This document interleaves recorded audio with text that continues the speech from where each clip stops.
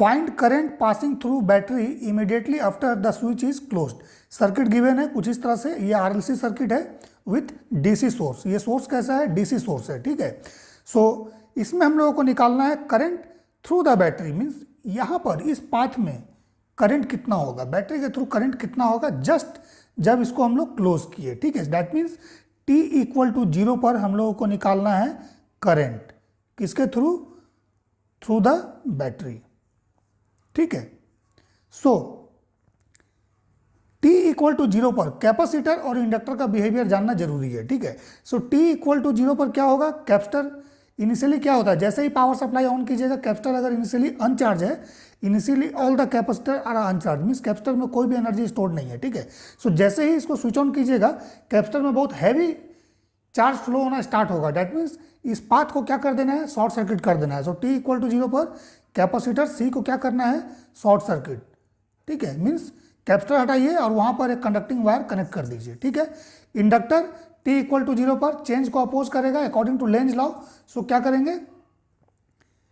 Inductor को open कर देना है, ठीक है। सो L को क्या कीजिएगा? ओपन, मीन्स सिंपली यहां पर L को यहां से हटा देना है, ठीक है। सो ये पाथ क्या हो जाएगा? यहां पर ओपन सर्किट हो जाएगा, ठीक है ना। उसके बाद इसको एनालिसिस करना है और करंट का वैल्यू निकाल देना है। सो सर्किट को रीड्रॉ करते हैं। सो देखिए सर्किट को रीड्रॉ करते हैं, सबसे पहले इस कनेक्शन को बना देते हैं, ठीक है। कैपेसिटर क्या होगा? शॉर्ट सर्किट हो जाएगा, ये भी शॉर्ट सर्किट, ये भी शॉर्ट सर्किट। इसको इस तरह से कनेक्ट कर देना है, इसको भी इस तरह से कनेक्ट कर देना है, इसको भी कनेक्ट कर देना है, ठीक है। मीन्स रेजिस्टेंस हमारे पास यहाँ पर 3 रेजिस्टेंस हो गया इस तरह से, ठीक है।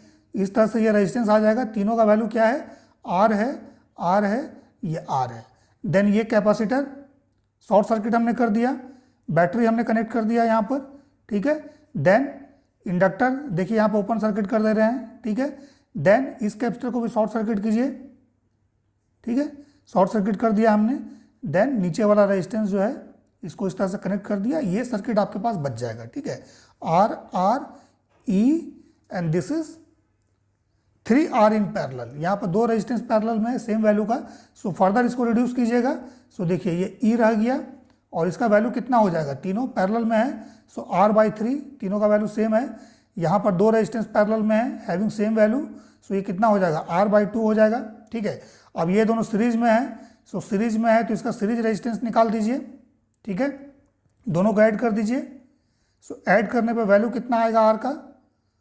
ये रेजिस्टेंस का वैल्यू, सो रेजिस्टेंस हो जाएगा आपका R equivalent, that is equal to R/2 plus R/3, that means 6 LCM हो गया, 3R plus 2R, that means 5/6R।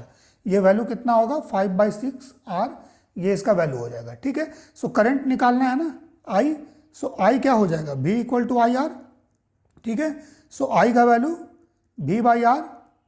सो यहाँ पर जो वोल्टेज है बैटरी का that is E, so E/R equivalent, ठीक है ना। यहाँ पर R इक्विवेलेंट हो जाएगा क्योंकि R देखिए गिवन है, ठीक है। सो R इक्विवेलेंट यूज कर लेते हैं। सो यहाँ R इक्विवेलेंट का वैल्यू कितना आ गया?